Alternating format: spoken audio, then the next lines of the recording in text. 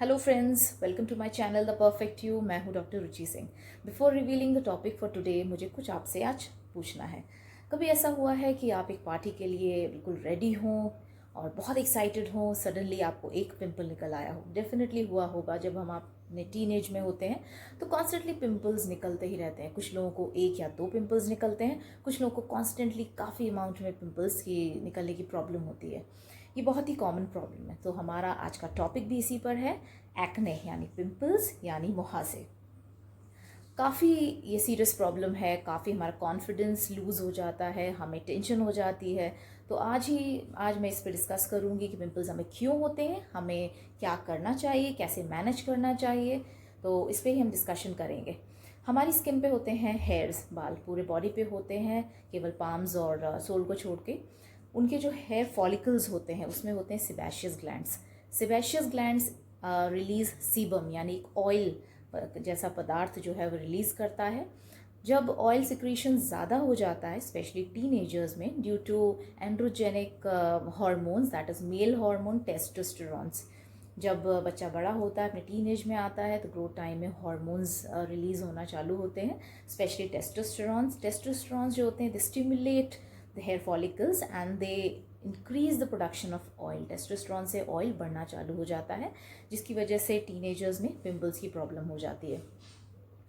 क्या होता है कि जब ये पिंपल्स निकलने लगते हैं, उसमें इन्फ्लेमेशन हो जाता है, वो बढ़ते चले जाते हैं।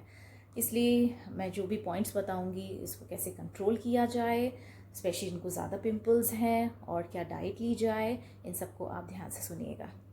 तो जो सबसे बेस्ट पॉइंट है, सबसे टॉप मोस्ट पॉइंट है, दैट इज़ डाइट। हमारी डाइट जो है, सबसे पहले हम लेंगे सॉल्ट। एक्सेसिव सॉल्ट यूज़ करने वाले, स्पेशली जो खाने के ऊपर से नमक डालते हैं, जिनकी हैबिट होती है, उसको आप छोड़ दीजिए। जितना ज़्यादा आप नमक लेंगे उतना ज़्यादा ऑयल प्रोडक्शन बढ़ेगा। सेकंड है शुगर। शुगर लेना बंद कर दीजिए, स्पेशली जो बहुत ज़्यादा मीठा खाते हैं, उसकी वजह से भी ऑयल प्रोडक्शन बढ़ता है। जितना ऑयल होगा, ऑयली स्किन होगी, उतनी ज़्यादा क्लॉगिंग की प्रॉब्लम होती है, क्योंकि जितनी डस्ट होगी और उतना जितना ऑयल होगा उसमें डस्ट स्टिक होगी, डेड सेल्स भी हैं। जब वो सब मिलकर आपके पोर्स को ब्लॉक कर देंगे तो पिंपल्स बन जाएगा। तीसरी चीज़ है आपके रिफाइंड कार्बोहाइड्रेट्स। रिफाइंड कार्बोहाइड्रेट्स का मतलब है जिसमें फाइबर्स बिल्कुल नहीं है, लाइक मैदा। जो वाइट ब्रेड खाते हैं, पास्ता खाते हैं, फास्ट फूड खाते हैं, उनको ध्यान देने की ज़रूरत है।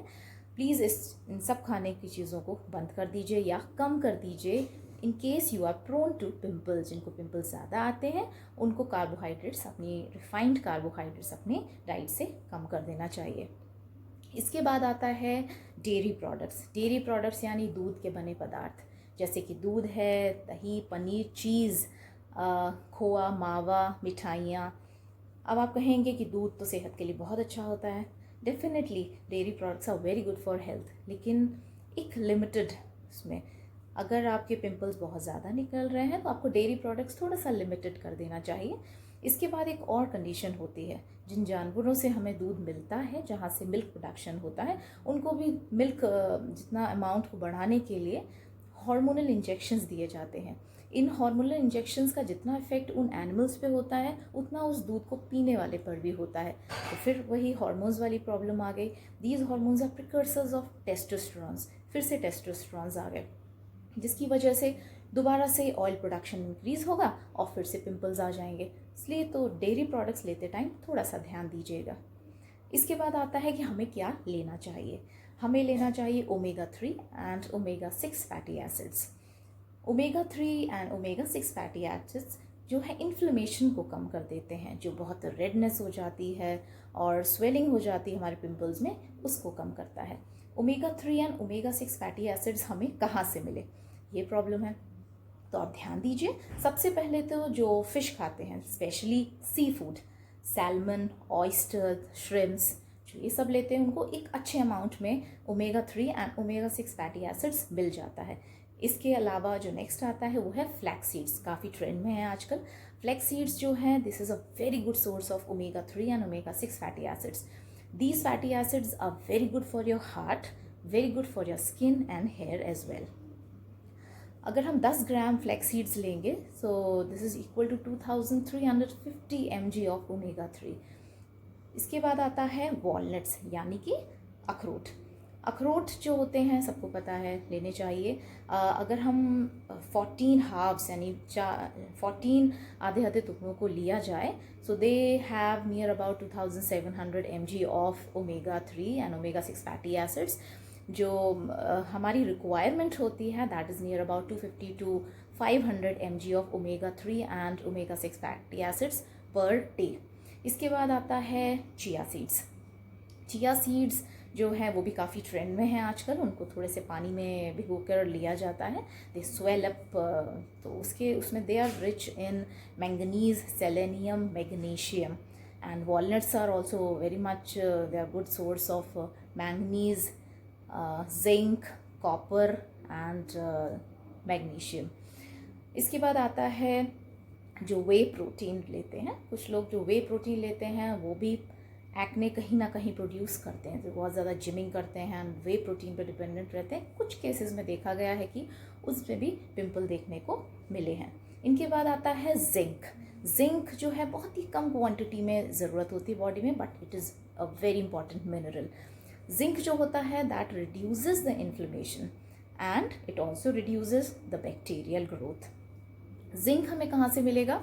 कुछ फूड आइटम्स हैं which are rich in zinc. They are mushrooms, साबुत जो सीरियल्स रहते हैं यानी अनाज रहते हैं, नट्स रहते हैं, कैश्यू नट्स यानी कि काजू, वॉलनट्स, इन सब में अच्छी मात्रा में जिंक रहता है। तो जिंक जो है मशरूम स्पेशली आप अपनी डाइट में इंक्लूड करिए।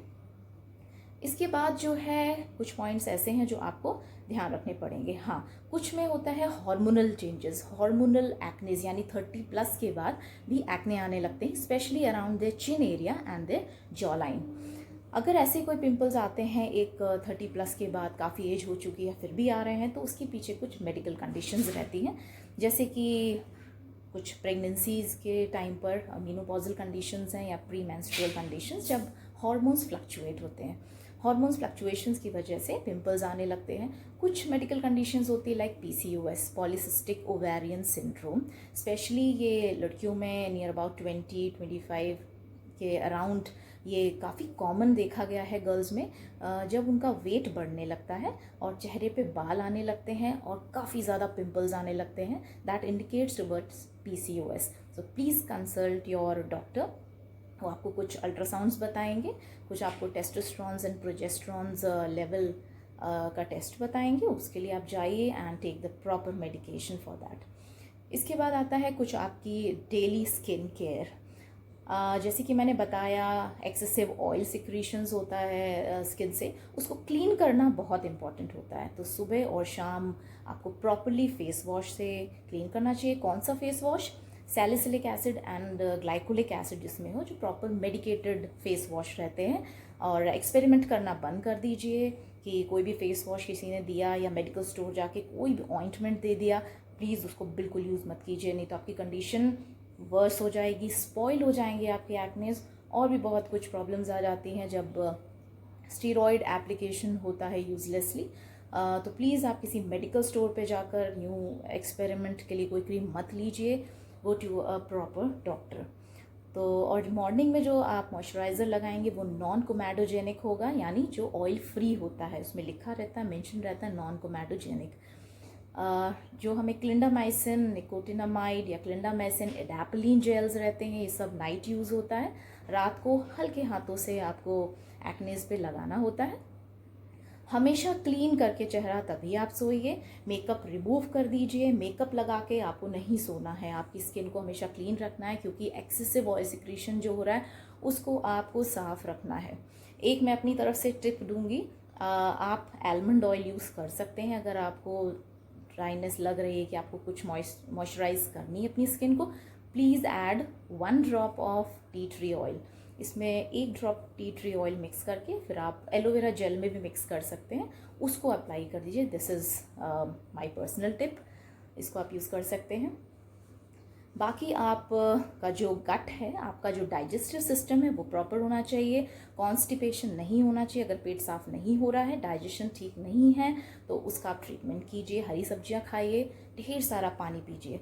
Near about 2 to 3 litres per day recommended रहता है, क्योंकि अभी गर्मियाँ बढ़ गई हैं और जो लोग बाहर काम करते हैं, ज़्यादा एक्सपोजर है, तो उनको 4 से 5 लीटर पानी पीना चाहिए, ताकि हमारी बॉडी डिटॉक्सीफाई हो जाए।